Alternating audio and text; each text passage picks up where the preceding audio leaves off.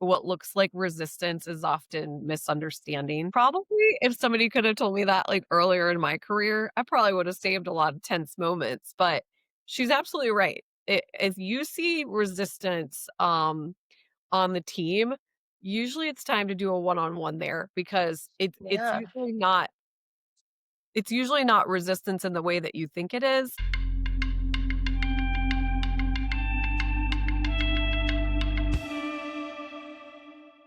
Welcome after the chaos, where Candace and I ruminate on everything that we just heard. We just had Dr. Karnesha Weatherly on, and what a delight. I have been so Mm. excited about having her on. Number one, she's just amazing to work with and get to know, but she gave us so many amazing what just I wisdom know. in that I know. 30-minute session. I think her travel stories are hilarious to listen to, but it was cool how she translated like travel into learning moments because I think she's right. The more you travel, the more you realize how similar we are. You don't feel like the world is as big and different from you. It People are people, and like that's the same with leading teams. Like it was just such a cool way that she kind of tied that all together. Yeah, that's my favorite thing about travel too, is like you're like, "Oh, we, live in apartment buildings, we live in cities, we live in big mansions, we live in, like, small huts. We all just, like, live in our homes. We're all, like, just raising our families. We're all just, like, trying to, like, have this experience as humans, and when you get to immerse yourself in other people's communities, you really start to see the similarities and really appreciate the differences also. Like she said, I can see people and I can see where they're from. I can see like their perspective and how they might be viewing me or the situation. It's a real like meet people where they're at kind of skill. And I mean, she's the kind of leader that I like look for. I'm like, can I work for somebody like this? Like, this is what I want. I feel like she would make me a better person. I feel like she'd make me a better leader. Just like being in her presence feels so like inspiring. Agreed. I mean, and we've seen her with her team. They all absolutely adore her.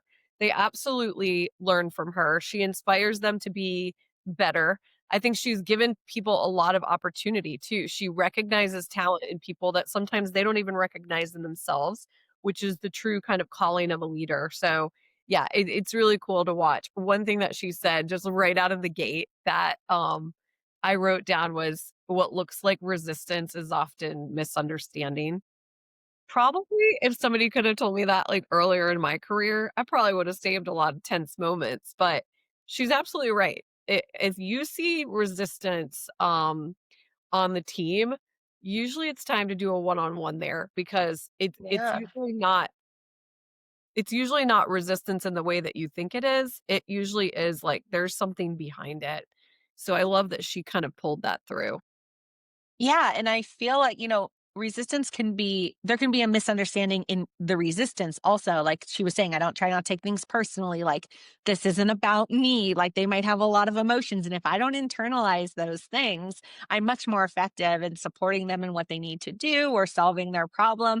So I think it kind of goes both ways, not just like, hey, resistance is the cue or the signal that I need to reset expectations or I need to like gain alignment, but it's also that like, hey, there's more to this than I understand. And let me help let this person navigate this situation. I just kept thinking multidimensional. She's just like such a multidimensional leader with like vision, communication, support, emotional intelligence. It was really the total package. She is, she is. The other thing that she said that was really neat, and I've watched her do this in rooms, is, she comes in listening.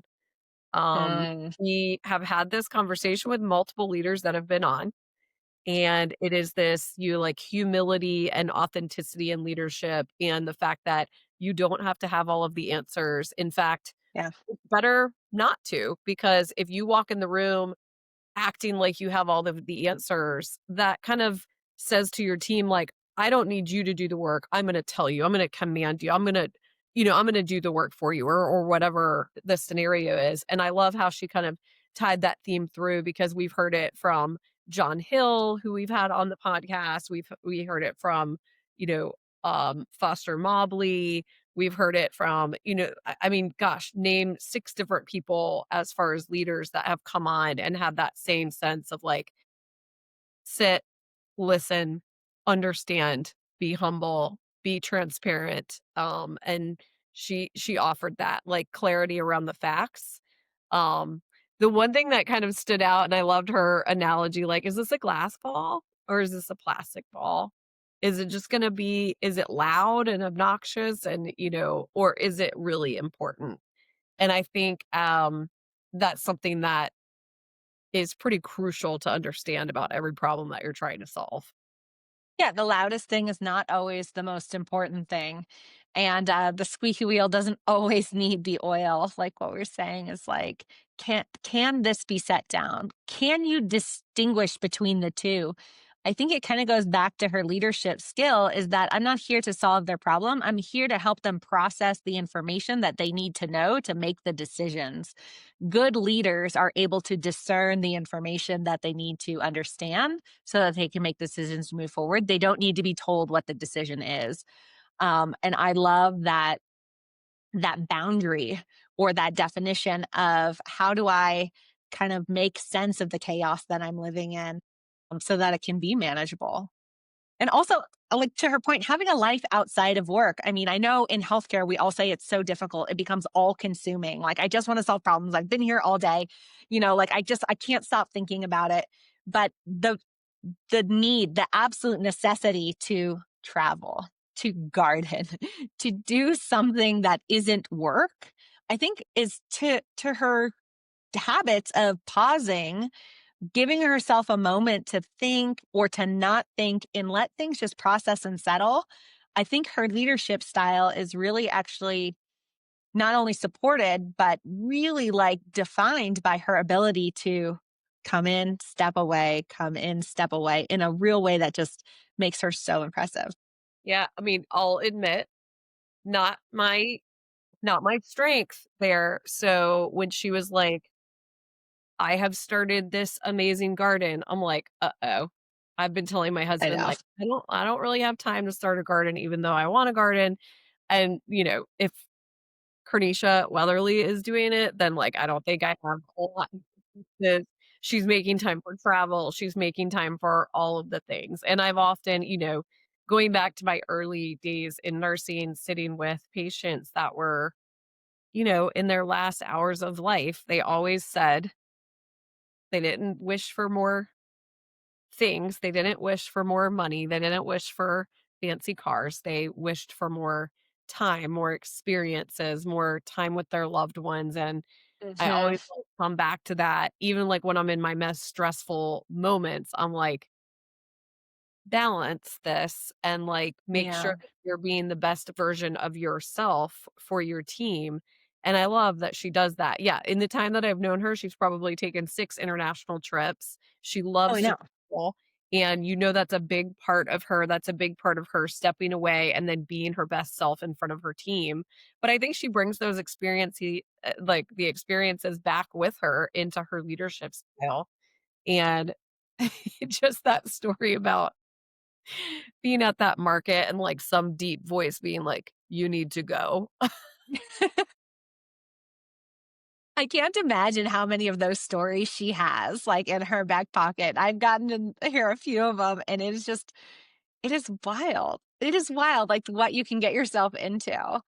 And I think we have to remember also is like the travel, yes, and like the garden, yes, but those are like huge commitments. To me, that feels very overwhelming. So I feel like sometimes I'll like lay out a puzzle for a day or two and I'm like, okay, I just need something quiet that I can like step aside. Or like I really like to read poetry. Like it just turns my mind off and it like taps into another side of me that lets me like not focus on the structure and the organization and like all of the improvement that needs to be done and just like be and feel and listen and just I think we can do it in smaller bites that maybe don't like have to commit to growing. things over the course of a season. Candace, I Um, love that. I learn something new about you every time. I I didn't know you loved know. poetry. Look at I you. I'm a do. little I know. I just actually got a book for my daughters. I don't remember what was it, Shel Silverstein, A Light in the Attic. And love it. yeah, I just got it for theirs and they were like, "Oh, what is this?" And I was like, "Girls, it's poetry." I mean, yeah, this is all new. So they're loving it too. There It's was a been really whole fun. monologue from that book that I, like, memorized when I was little and said it in school, and it was about, like, "I've got the measles, I've got the mumps, I've got the hic That's it. I cannot go to school I cannot today. go to So little school today." Peggy, okay? Got the And then measles at and the the end, it's like, mumps. "What's that? It's Saturday? I'm going out to play." And it Yeah. goes like I still have it, like, I embedded. know.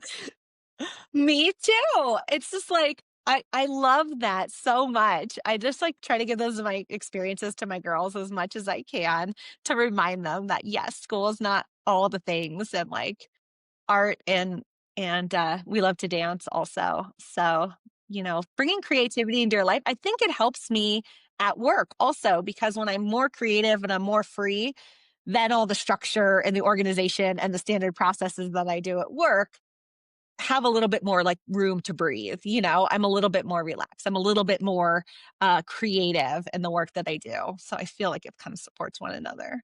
For sure. You know, I do pottery, and I used to feel guilty for going to do pottery, and I would be like, "I should be doing something for work, I should be doing something for home, I should be."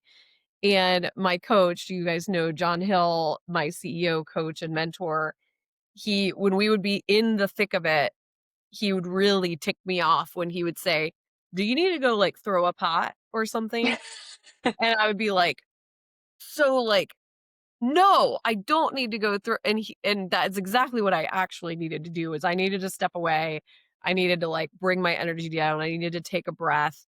I needed to go find that place of calm and relax, and most of the time that I did that, I actually ended up, like, without even realizing, my subconscious would, like, solve the problem that Yeah, I felt like was overwhelmingly tall. And yeah, I love that Karnesha balances that and has so many extracurriculars. She's one of those women that, like, you want to be beside her in the boardroom, and you also want to be her friend and at dinner hearing her lovely travel stories. So, what a treat that we got to have her on. I know. Good to see you. Good to see you. I know we don't get to be in the same space very often. And so this is such a treat. All right. Well, thank you. Um, We'll see you next time. Perfect. Bye. Bye.